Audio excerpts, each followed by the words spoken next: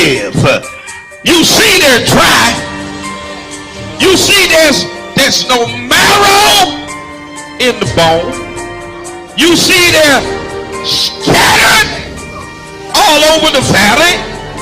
They ain't even full skeletons. I mean, the bones are scattered all over the valley. They're just bones. But answer me a question, Ezekiel. Can these bones live? Ezekiel answers the only way he knows how to answer. Lord, you know. Critical race theory was born out of critical legal theory. Am I teaching y'all something today? There emerged two common beliefs linking all critical race theories. First, white supremacy has subordinated black people and other people of color. That's just a fact. How in the world are you going to fight against that being taught in any school? White supremacy has subordinated black people and other people of color. That's a fact. Why don't you want that to be taught in school? You let your schools teach us that Columbus discovered America. That's a lie. You let your schools teach us that George Washington couldn't tell a lie. That's a lie. You let your schools teach us that some slave owners were beneficent and good slave owners. There were no good slave owners. Anybody who owned people was evil. That's a lie. You let your schools teach us that Abraham Lincoln was good for Negroes. No, Abraham Lincoln was trying to save the Union. And Abe Lincoln himself said if he could save the Union and keep black people in chains, he would do it. That's a lie. Come on, somebody. You let them teach us about a white Jesus. You let them teach us that Native Americans were the aggressors.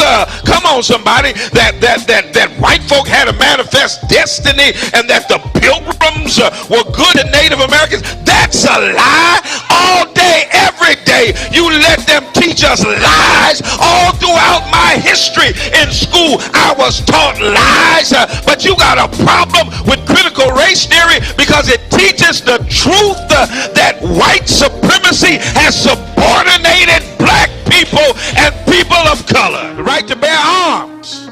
Let me just back up a little bit and let me take you on back to the late 1960s when Ronald Reagan was the governor of California. And they were oppressing black folk, and a group of men and women known as the Black Panther Party decided that they were going to defend the rights of black folk. And the Black Panthers decided that the Second Amendment wasn't just for white folk. So they strapped themselves with guns and showed up at the Capitol in California. And when they saw them Negroes with guns, come on, somebody. That's why I say if you ever really want to get gun laws changed, just strap all these Negroes up. They'll change them laws before the week is over.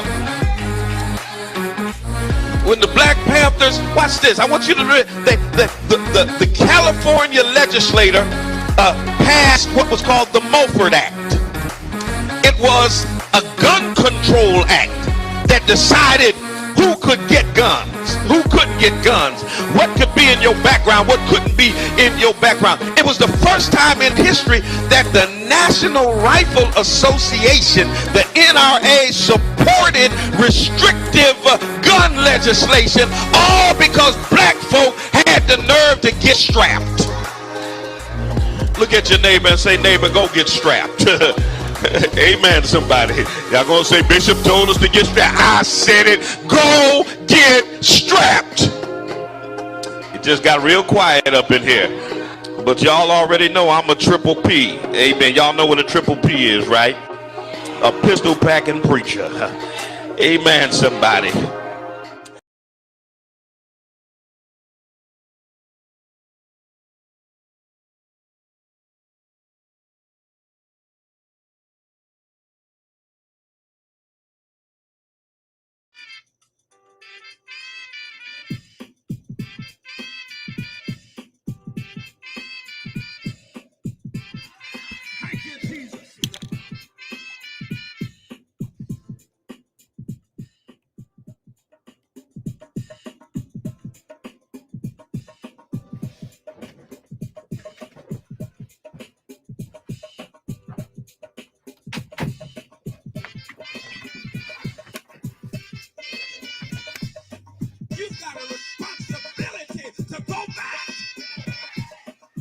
Lodabar.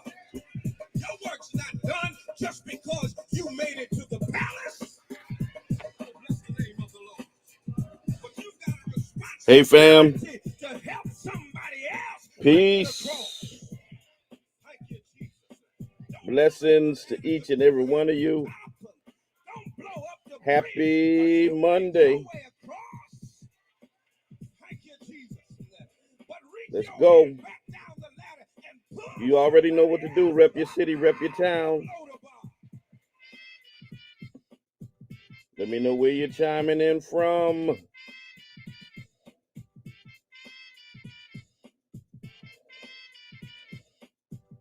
Some things we won't talk about today. Y'all already know what it is. Rep your city, rep your town. I see you, Houston. I see you, Chicago. Let's go, y'all. Y'all already know what it is. All right, just doing a sound check. We good on that? Let's go.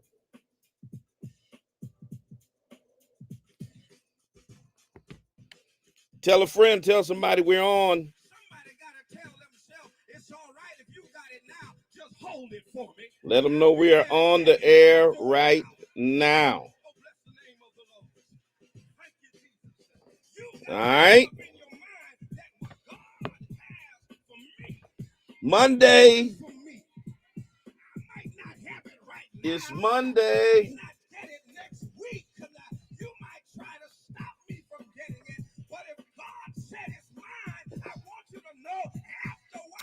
I see one request. Get your request in the Twitter space.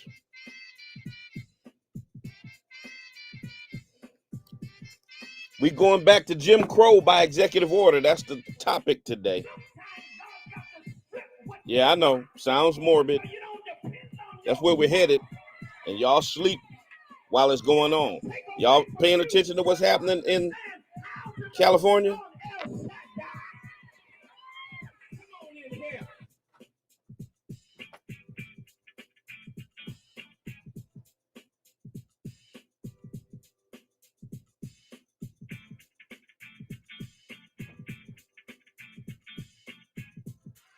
Thank you, Jesus.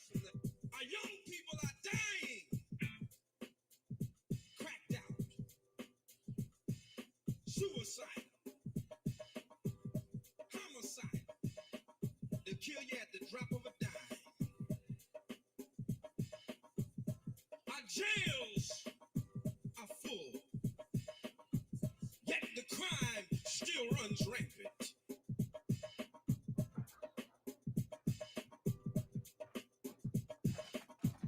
Yeah, I hope y'all been paying attention. Because it's crazy.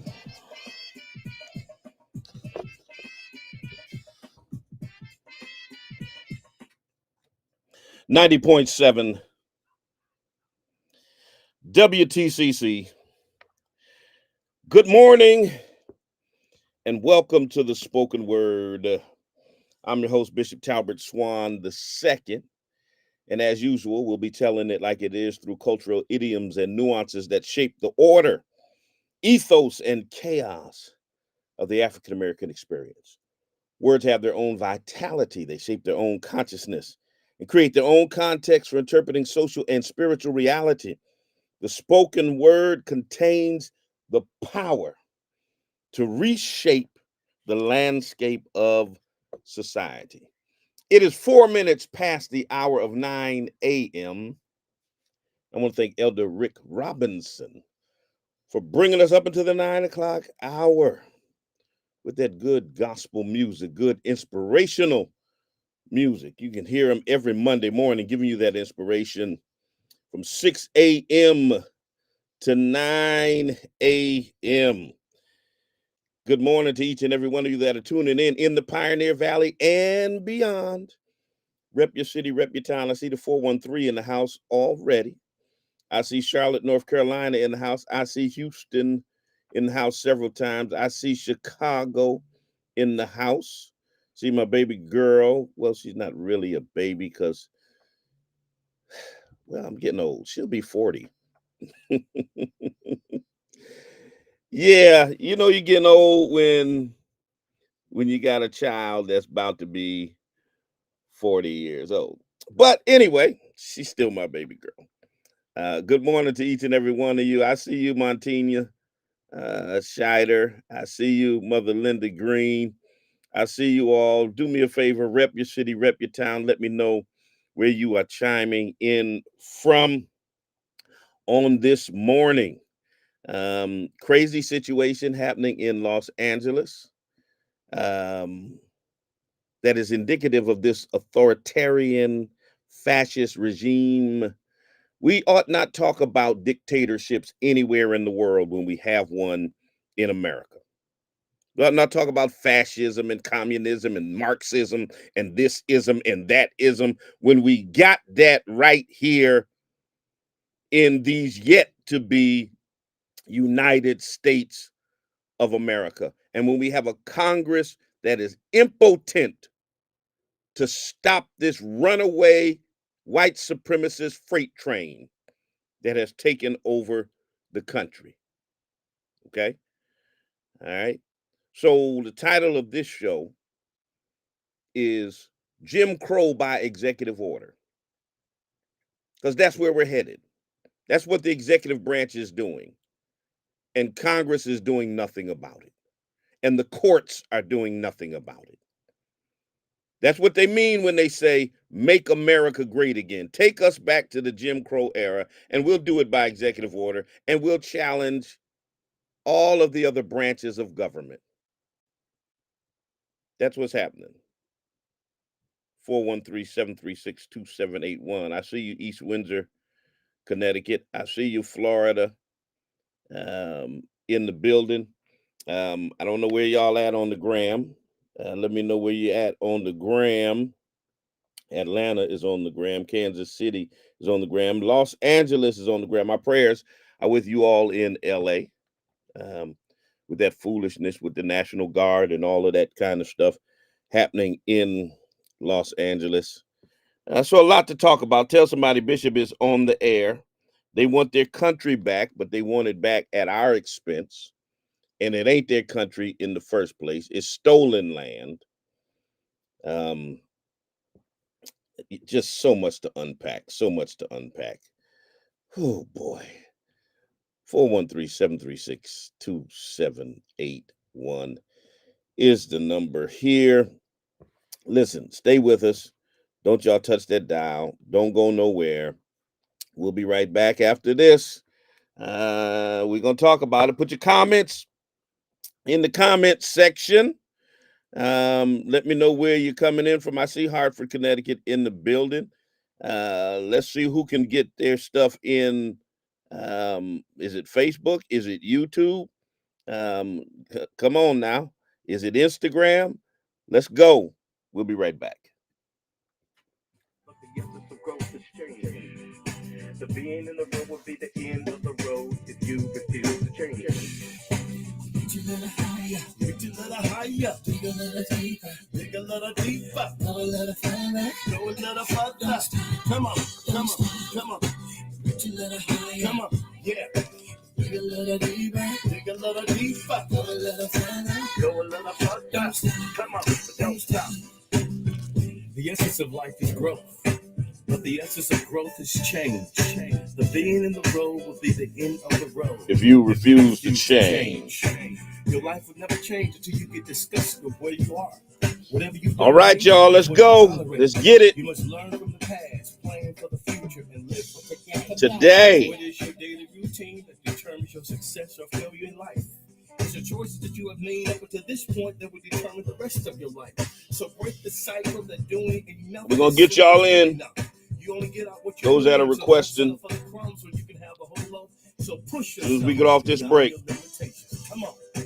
Reach a little higher. Dig a little deeper. Go a little further. Don't stop. Come on. Reach a little higher. Dig a little deeper. Go a little further. Okay, I see you, Union, New Jersey on YouTube. I see you, ATL on YouTube. I'll be in ATL on Monday. Yeah, I'm kicking off the Atlanta Black Star Week. They're doing their Black Star Week for Juneteenth. And I'll be with y'all on Monday kicking it off. Let me see what hotel that's at. I forget. I think it's at the Thompson. It's at the Thompson. All the stuff is happening at the Thompson. So me and a bunch of others will be in your city kicking off Black Star Week. So check us out. We're going to post some stuff to social media, let you know all about it. It's happening in the A to T, the L in Hotlanta next week. You got to understand the greatness is the nature that you were born out of. You'll never discover your greatness without hard work and dedication. Greatness says more. I found out than what you expect for yourself. And greatness will always. I had a partnership with the Atlanta Black Star. I was doing some work with them when I found out that the owner, DDM Communication and Black Star, Atlanta Black Star, is a brother from Springfield, right here from my hometown. Neil Nelson went to church at True Vine Church. I used to live on the street that True Vine is on. Before me and my wife purchased our home in Indian Orchard, we lived on Andrew Street, right next to the church he grew up in. So that's a brother in ATL doing big things from the field. To the next level. Come on. Reach a little higher. Dig a little deeper. Go a little further. Come on. Reach a little higher. All right, let's get it.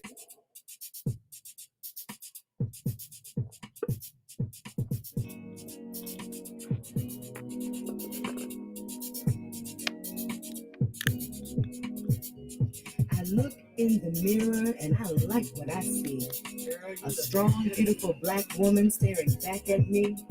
One who's seen a lot of pain and had her share of sorrow, but who never gave up hope for a brighter tomorrow. Pennsauken, New Jersey. Cheated on. I see you. But it just made me Bluntsville, Florida. The Reverend Sammy Davis. Good morning. I rose above that nonsense and made a liar of the devil. All right now. The devil who said I wasn't good enough, cute enough, or worthy of love. I kicked his butt with divine power from above. Power that says I can do all things through Christ, which strengthens me, and brought me out of darkness so that I could see that I'm smart, I'm beautiful, I'm a child of the King. Abundant love for me, he came to bring. Oh yes, when I look in the mirror, I love what I see. That strong, beautiful black woman, that woman is me.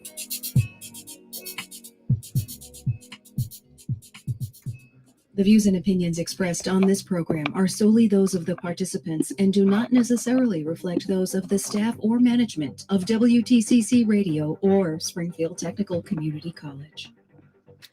90.7 WTCC. We're on top of the hill, right here at One Armory Square. 4,000 watts, kicking it all across the Pioneer Valley in Massachusetts, in Connecticut, in Vermont, parts of New York, and of course through iHeartRadio and TuneIn Radio and the World Wide Web, everywhere in America and the world. So good morning to each and every one of you who have tuned in today. Always good to see you all on Monday morning. Always look forward to chopping it up, spending some time with you all, talking about the things that are happening in our world. 413 413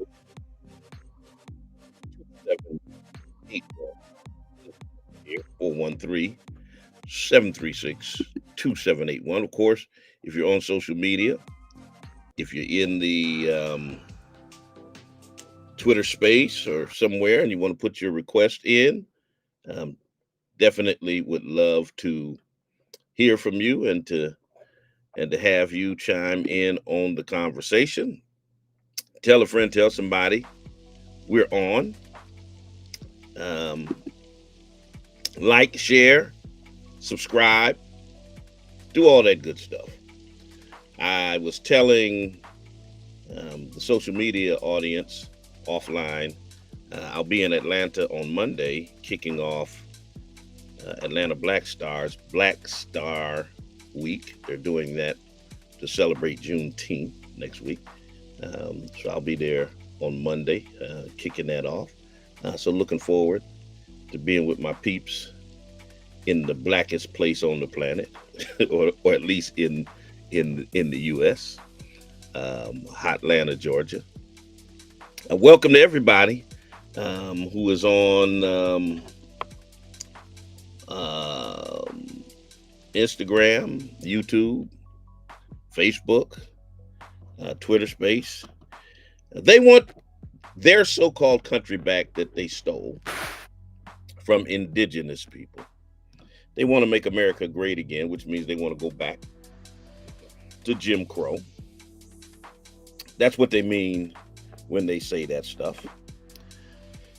And in case you hadn't noticed, in case you've been so enamored with what's happening on TikTok and social media and been distracted by it, and listen, I'm an avid social media user.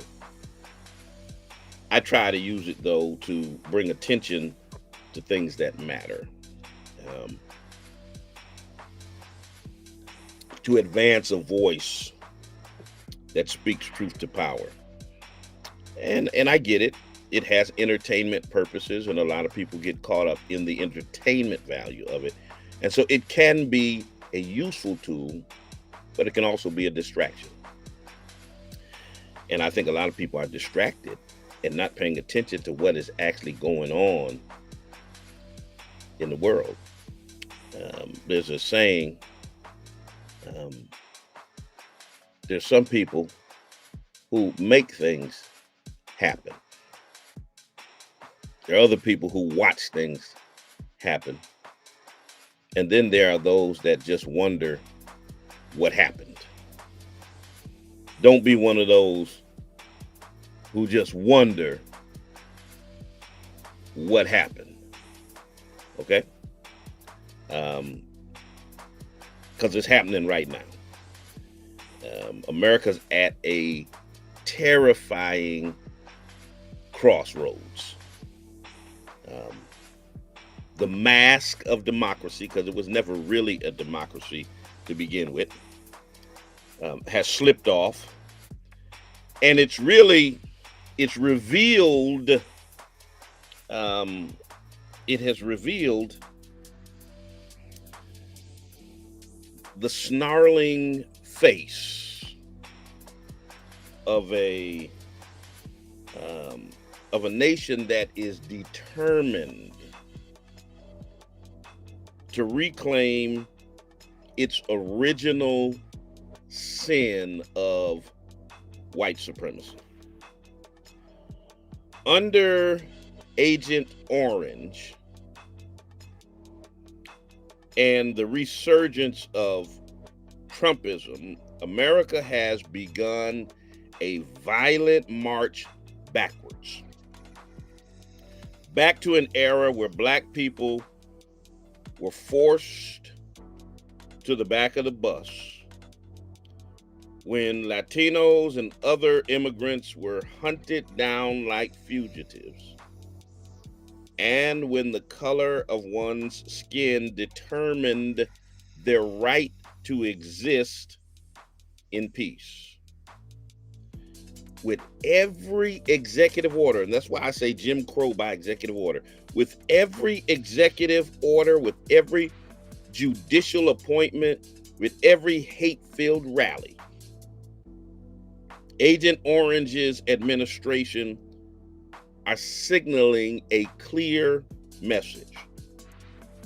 They want America to go back to the time of Jim Crow. They say they want their country back, but their country was built on stolen land. It was built on free black labor, or let me say forced black labor. It was built on the blood of oppressed people, and they want it back at our expense. And brothers and sisters, this isn't just politics. It's spiritual warfare wrapped in fascist policy. And they don't have a hidden agenda. They told you what their agenda was before the election. They published a 900-page manifesto called Project 2025. They put it in writing and told you. That's the reason why it's hard to have empathy for these Trump voters who now have buyer's remorse, claiming this is not what we voted for. It's exactly what you voted for, because they put it in writing in 900 pages, and people told you about it over and over again before the election, and you still voted that way. So it ain't a hidden agenda. It always was plain and simple. They let you know that it was a roadmap to reinstate Jim Crow area caste systems where black people are controlled, criminalized, and silenced, where immigrants are caged, deported, or used as scapegoats for America's sins, and where whiteness alone grants you unearned advantage and unchecked power. Their push to dismantle DEI, to erase black history, to militarize immigration enforcement, and to roll back civil rights protections is not about government efficiency. It's about white supremacist domination. Plain and simple. Passionate, governed by fascism. You got the microphone. Good morning. All right, going once. Can you hear me? I can hear you. Good morning, sir. I'm glad you're having this live. You said something important. You said this is not just about politics. I have a large lawsuit against the government. I'm a veteran, a post 9/11 veteran. Okay. And when I tell you that my case has been buried by 8 Democratic judges, Deborah Boardman, which she's a Palestinian American judge in Maryland. Then you have a Randolph Moss, who is a judge that was put in by Obama. 2 African American judges in EDVA, Giles and Davis, who both went to Harvard. This is a class war. Mm-hmm. This is, I thought when Biden left office, he said something important. He said, I have to stack the courts. And he said, I have to, we have to make sure that people know their rights, because none of our rights are really codified in the Congress. It has to be codified in the federal law. There has to be judges that put these laws in to protect us. And when I tell you, I'm not disenfranchised, I'll always vote. Disillusioned, but it's almost breaking me, because I cannot believe that the courts, where it's our last place to go, mm-hmm. are shutting me down like this. Civil rights cases have less adjudication than criminal cases. They can dismiss them right on site. They can dismiss them. They can say you didn't state a case. They can say all of these things. It doesn't matter how egregious it is. So you basically have to pick a court. You have to go across the United States of America to find a court that will listen. So thank you for sharing this morning. And I think it's important that we not only stay awake for the enemies that are outside of the house, we also have to check our own house too. Thank you. All right. Absolutely. Total agreement on that. You know, what the caller said is important because there's certain areas in American life that don't seem to change much regardless of which party is in power. Policing in America doesn't matter if it's Democrat or Republican. Remember Trayvon Martin, Mike Brown, you know, and so many others were murdered while Obama was in office. And when a black man was the attorney general, the government didn't file any charges against their murderers. So, you know, and then the same thing happened when Trump was in office. We had a spate of murders of black people when he was in office. That doesn't seem to change too much. And then whether or not we get justice in the courts doesn't seem to be moved. The needle doesn't seem to move much, depending on who's in power. But this rollback, this deliberate attempt to take us back to Jim Crow, this is something that was orchestrated, calculated, and what kills me about it is they told us. They told y'all this is what they were going to do. That's why I'm confused by these folks who keep saying, this is not what we voted for. It is. They told you that this is what they were going to do if you gave them the levers of power. You weren't listening. Blue Sky Ambassador, you got the microphone next. Thank you very much, Bishop. First, I want to give a shout out to Coco for winning French Open. That was awesome on Saturday. Yeah, have to start positive in the morning. No doubt. That was a good one on Saturday. She did an awesome job. Black Girl Magic. She did her thing. Yeah. One thing that really bothers me this morning, Bishop.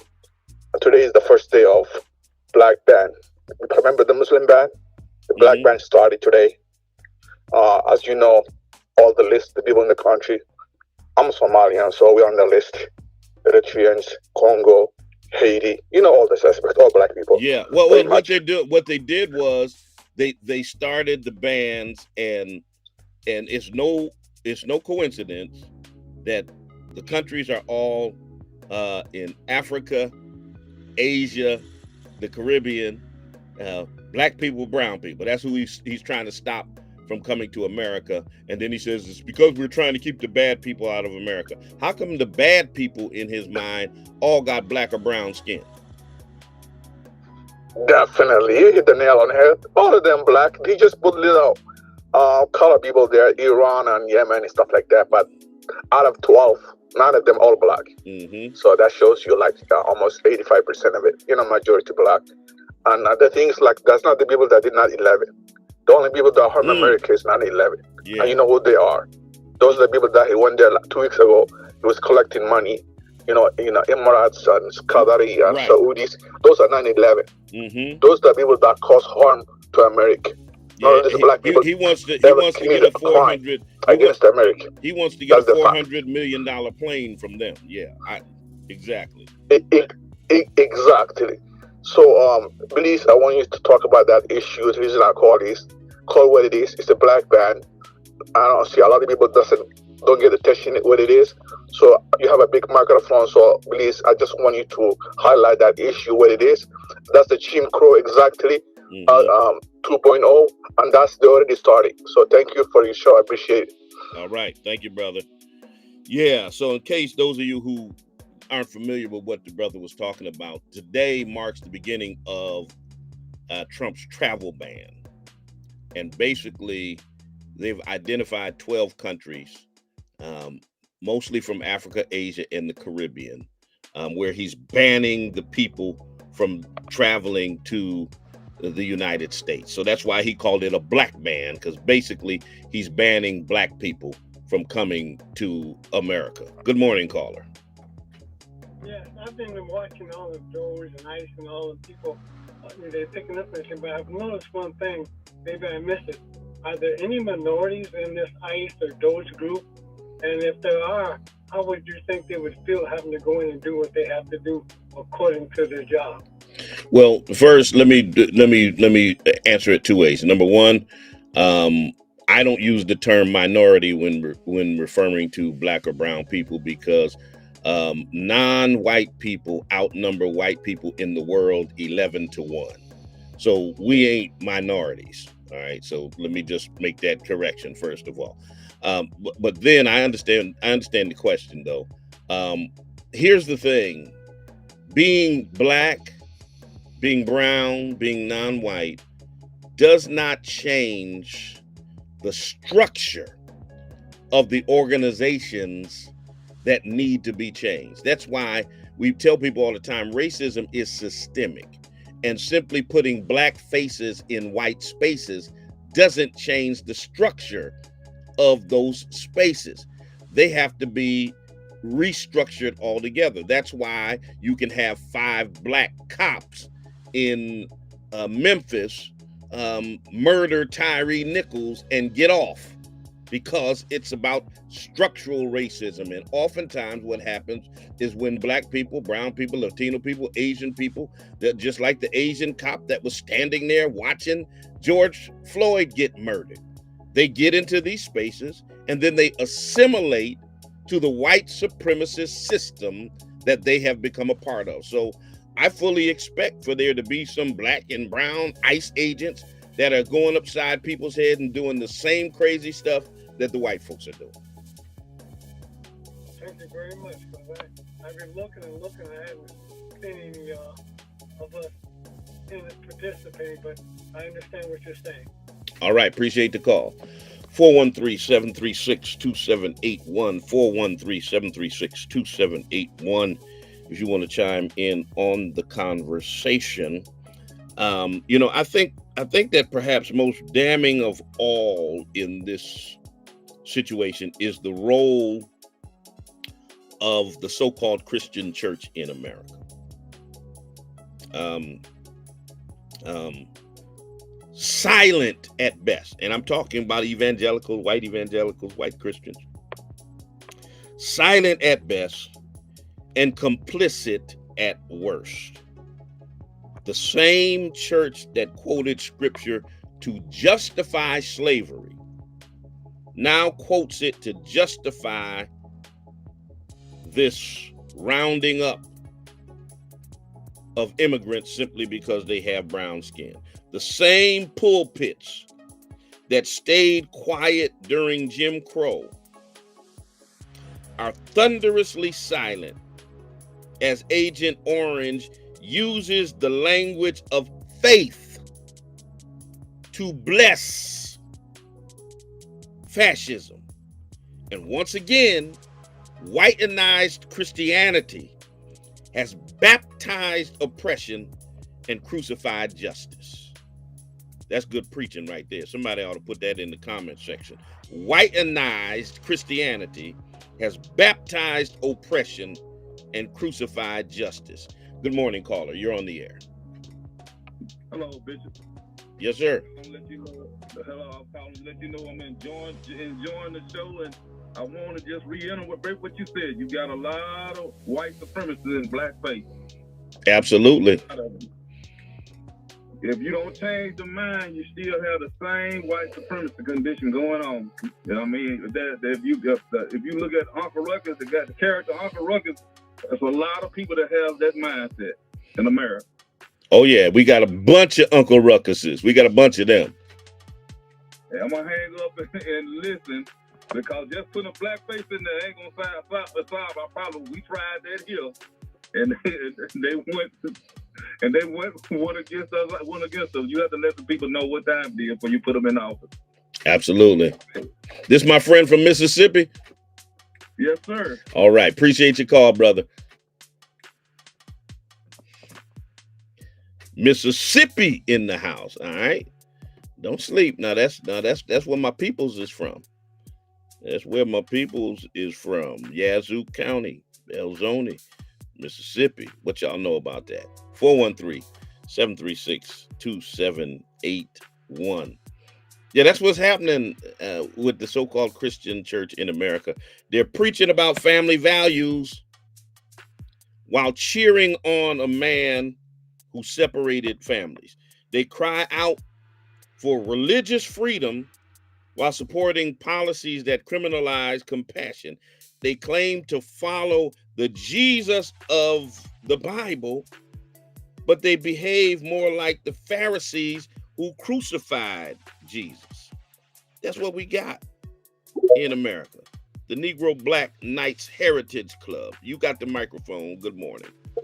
Hey, good morning, Bishop. Long time no see. Yes, I see a couple of things that you're saying that's a little kind of confusing to me.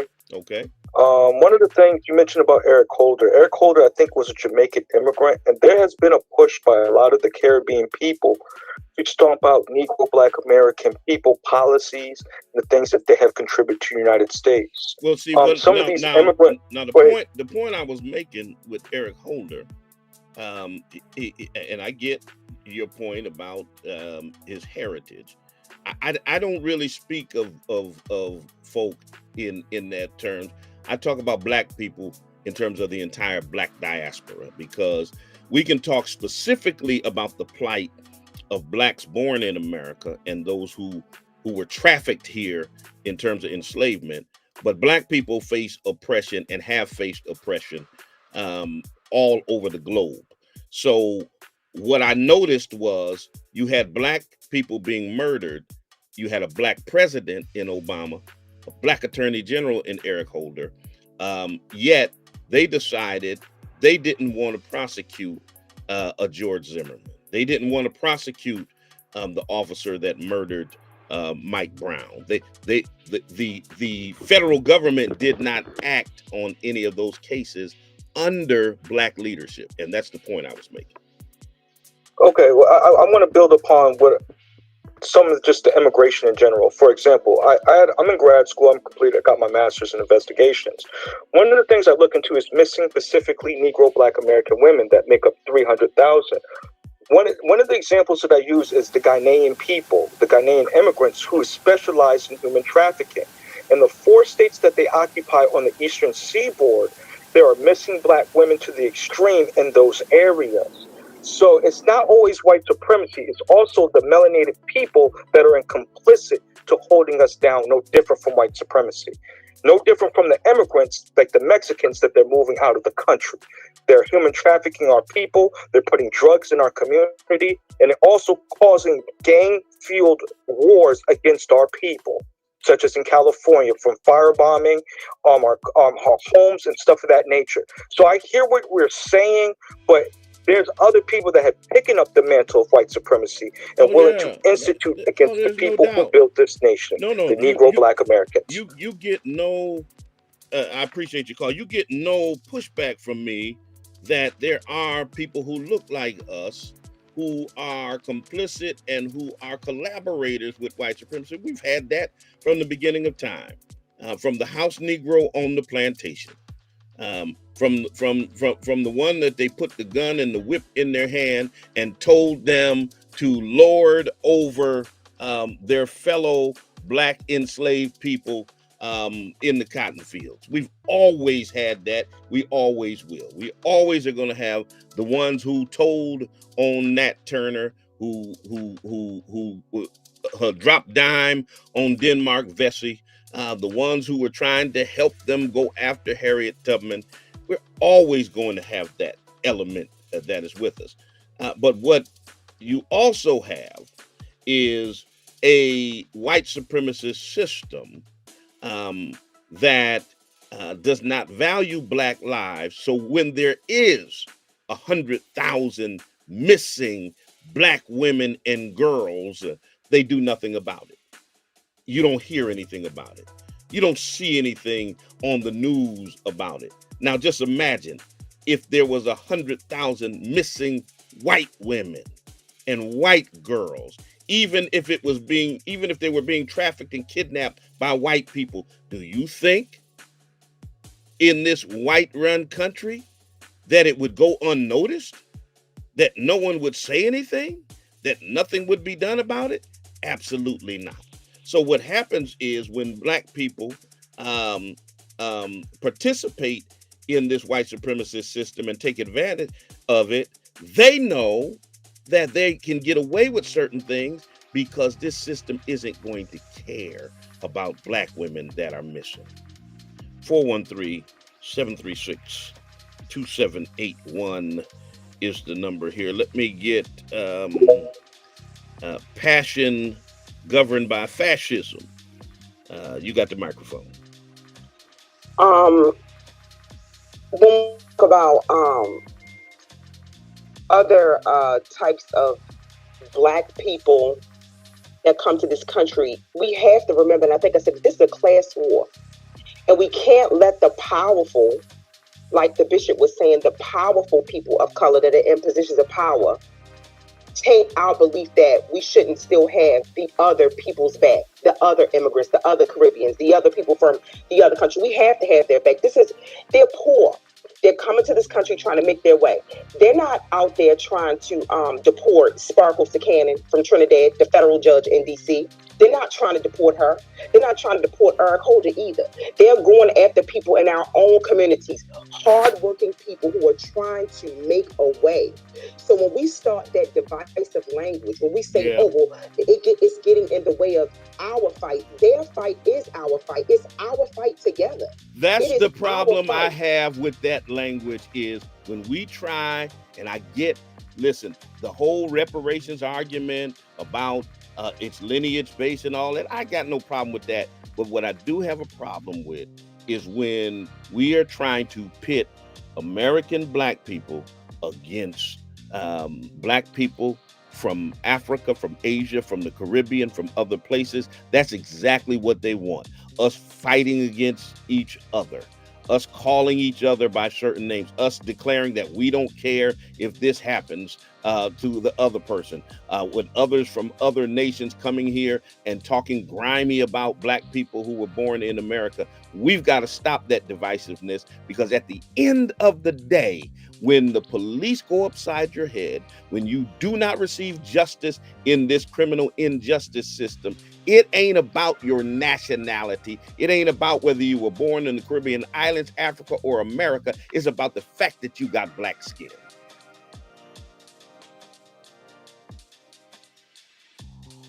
(413-736-2781) is the number here. If you want to chime in on the conversation. Jim Crow by executive order is what we got, is what's happening. And if we, the marginalized, whether it's black people born in, listen, my family is 7-8 generations deep in America, okay? But if we don't come together with those from the Caribbean, those from Africa, those from Asia, those from across the globe, black, brown, immigrant, poor, Muslim, Jewish, Christian, if we don't come together, we will all suffer beneath the same boot. This is what you guys have to understand. What you have to understand. Silence is not neutrality. It is surrender. It's surrender. Let me see if I can find that poem, because there's a powerful poem that talks about how they came for others and we didn't speak up, and then when they came for me, Martin Niemöller. Let's see. He was a Lutheran pastor in Germany in the 1920s and the early 1930s. Let me see if I can find the quote.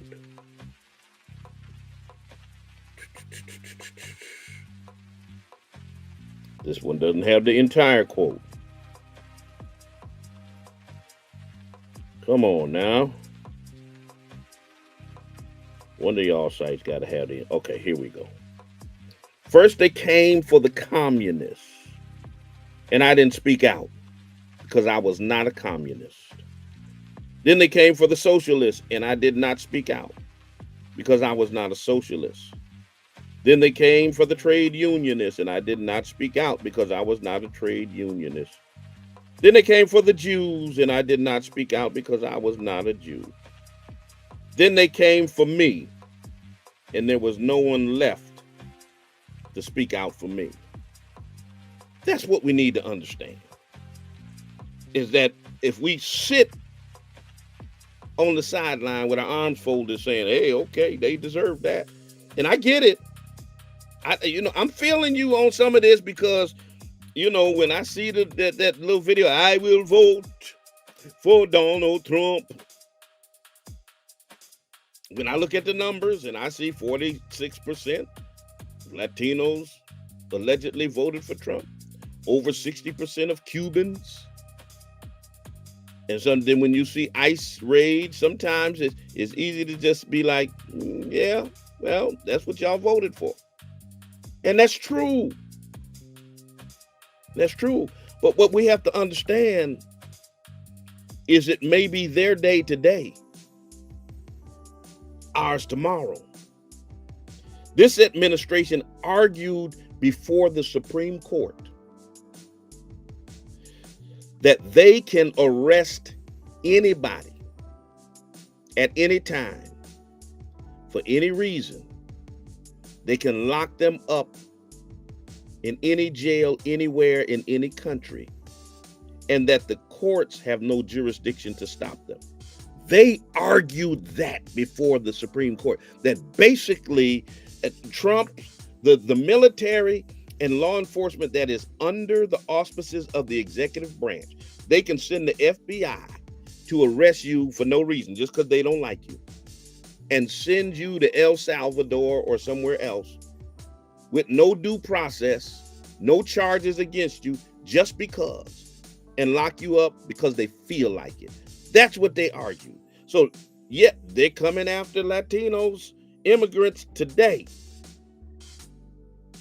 They're coming after black people who speak out tomorrow. That's what you got to understand. Don't think they're going to stop at this. What they're doing is they're seeing how far they can push the envelope and get away with it. And if they can push this envelope and get away with it, if they can round up Latinos and deport them without due process, if they can send people overseas without due process, they're just going to push the envelope to see what more they can do and can get away with. And it's not at your door right now, but they might be knocking at your door tomorrow. So silence is not neutrality. It's surrender. It's betrayal. We've seen this movie before, but this time we ain't watching it in black and white. We are living it in real time. We are living this movie in real time. And brothers and sisters, can I suggest to you that we need to resist it? That we need a moral revival? We need a multiracial coalition of righteous people. We need a spiritual uprising that refuses to bow to this authoritarianism, to this fascism. What will history record about us in this moment? Will we be like the Christians in Nazi Germany who sat and watched the Holocaust take place? Will we be like the Christians in America who sat and watched and justified 230 some odd years chattel slavery, 160 years of Jim Crow. Will that be us? Will history record us as the ones who sat on the sideline and did nothing? Or are we going to be the generation that breaks the back of white Christian nationalism and white supremacy and not the one that watches it triumph? Okay? They may have the power, but we've got to have purpose. They may have guns, but I believe we got God on our side. And if we stand together in faith, in justice, and in unity, that we can prevail. All right? There is a parallel, brothers and sisters. There's a parallel between Trump's policies and the Jim Crow era caste system. Let me get the Brooklyn Brawler in here. Brooklyn's in the house. 413-736-2781. Brooklyn, you got the microphone on mute. Okay, guys, I just want to say 32-year veteran, WWF, WWE. I believe that I achieved everything in my life, but I'm no more special than anyone in this space. You all have greatness in you. You can all achieve anything you want just by believing in a goal. Believe in a goal with all your heart and soul and say, I'm never going to give up, and watch it resonate into confidence and passion, and you will reach that goal. Trust me, you can do anything. I mean, women, men, everyone. Everyone has a unique contribution in life. Don't ever give up. You can't beat someone that never gives up. And anyone that tells you you can't, that's because they can't and they don't want you to. Call those people your inspiration and keep moving, because everyone in this space has greatness in them, and you got to tap into it. I mean, you were created to make an impact in this world. So when you ever say, I wish I did this, I wish I did that, say to yourself, I'm going to do it, and nothing's going to stop me. And that's the bottom line. All right. Thank you very much. I appreciate you letting me speak, but my only purpose is to uplift and to pay it forward on how every successful person has achieved what they have. Thank you very much, Bishop. I really enjoy spreading the word. All right. This is the truth. Thank you for your TED Talk. Thank you for that pep talk. I'm sure somebody needed to hear that. 413-736-2781. 413-736-2781. So we got the return of Jim Crow by executive order. Look at the parallels. We got the erasing of the presence of black and brown people, the ICE raids, the family separation, the militarization of the border, the demonization of immigrants. We got Project 2025 and its dystopian goals of purging black people, poor people from public life. It's not immigration policy, it's ethnic cleansing with a legal cover. Understand what it really is. Then we got the complicity of the Christian church. They always brag, America's a Christian nation. It never was and still isn't, but they talk about that. But you have the complicity of the Christian church. They've given Agent Orange a moral pass that they've never given to anyone else. And today's silence is the same as it was during slavery, segregation, and lynching. The church twiddling their thumbs while Birmingham was burning. They quote scriptures and they misuse them to justify injustice. All right. And so we got to get to the point where we need to have either unity or extinction. We need a cross movement type of solidarity. All right. Multi-faith, multiracial. No one group is going to do this by themselves. We got to elevate the role of the black church, of movements that empower indigenous people and people who aren't from America but who look like us. We've got to have some progressive faith groups. We've got to have practical unity. We got to come together, brothers and sisters. We got to break this illusion that politics alone is going to save us. This is a moral war, not just a political war. We got to vote, but we got to protest. We got to vote, but we got to boycott. We got to vote, but we got to educate. We got to vote, but we got to organize. We got to do all of those things. Let me get my brother, Negro Black, back up in here. You got the mic again, bro. Hey, Bishop. Yes, sir. Yeah, I wanted to chime in on something, and I'm going to use South Africa as a case study, right? All right. We protested and supported South Africa during apartheid. I was one of those children that wrote letters to the U.S. government saying that apartheid is wrong. Mm-hmm. The only see in my lifetime when it came to the reparations discussion that they want to give it to Palestine over the Negro Black Americans here in the United States. The only thing that we haven't done, Negro Black Americans did on this soil, is not fit out on other people's issues. We have always been the mule for everybody's issue, but nobody was a mule for our cause. There has to be a duality that's going on. There has to be. Agreed. And that's the problem with I'm hearing here. Mm-hmm. No duality when it comes to our causes. All right. I agree with that. You get no argument out of me, and we make that case all of the time that black people stand up for oppressed people no matter who they are. We're always standing up for Latinos. We're standing up for Asian people. We're standing up for poor white people. We're standing we're standing up for Jewish people.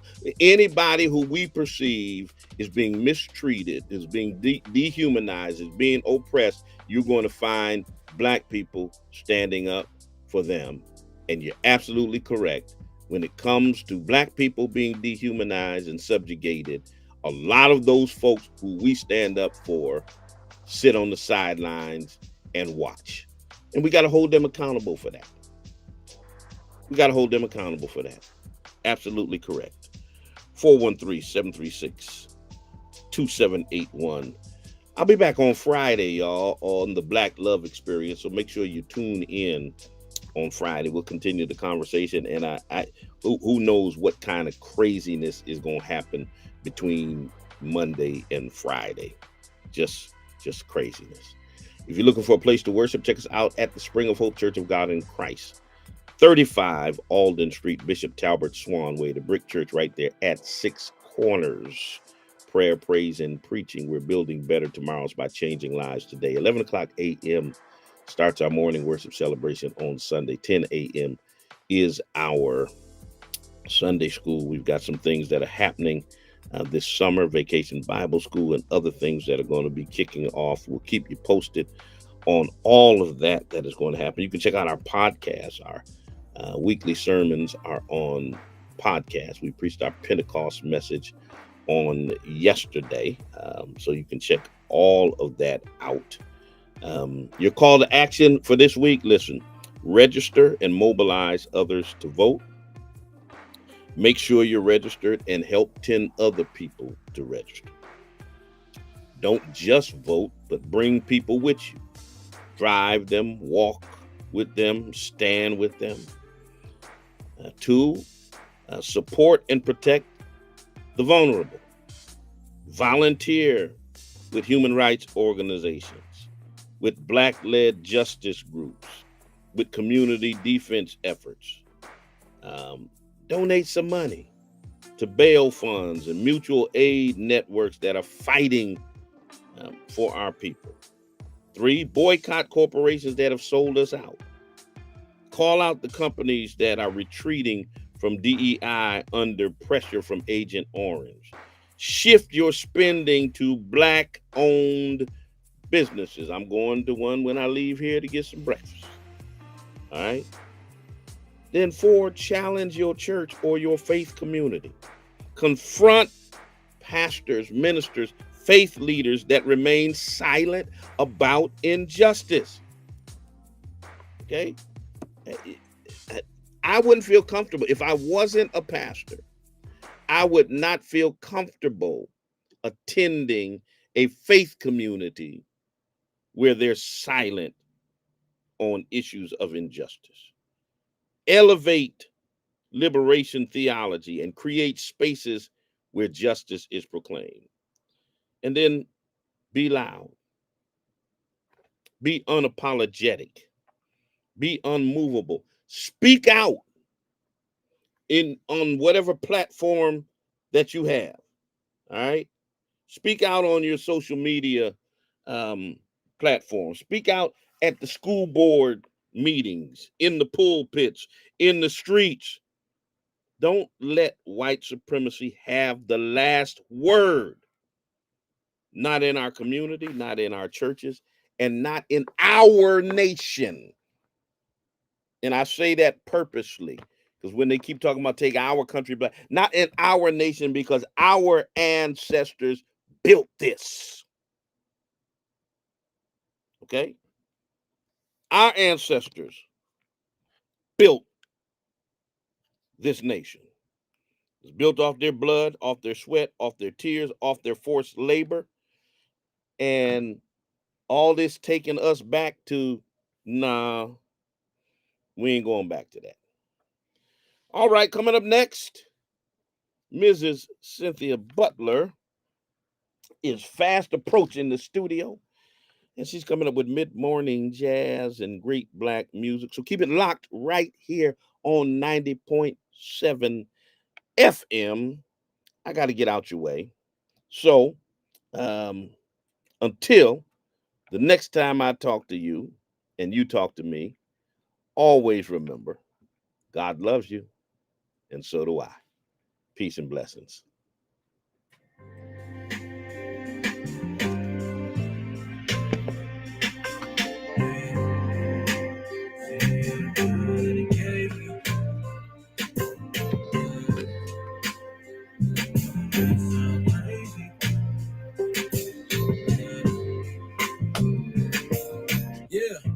This one is for all the brothers that passed, but more particularly one because... Oh, let me give a shout out to my brother, Jonathan Swan, Dr. Jonathan Swan. It's his birthday today. He's getting old. He's younger than me, but happy birthday, bro. Love you. Peace. Since the 7th grade.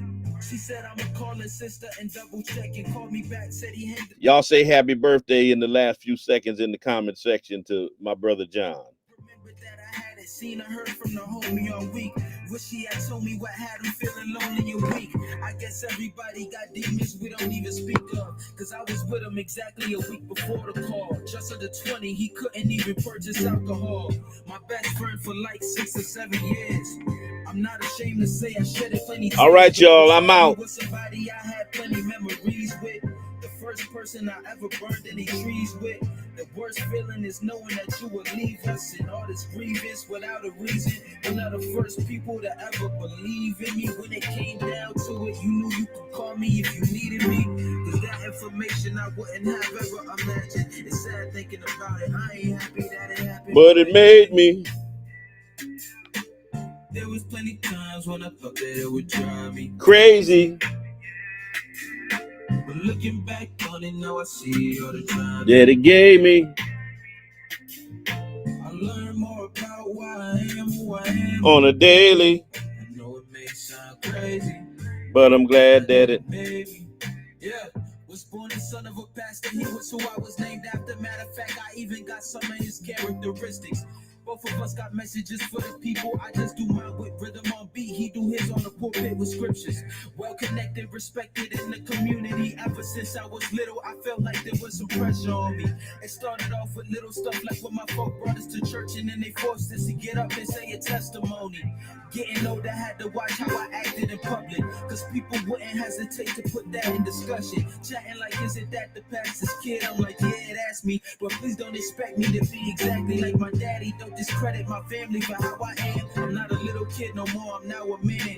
And I ain't pointing fingers, I'm not trying to do no blaming at all. When it comes to how I came up, I wouldn't change.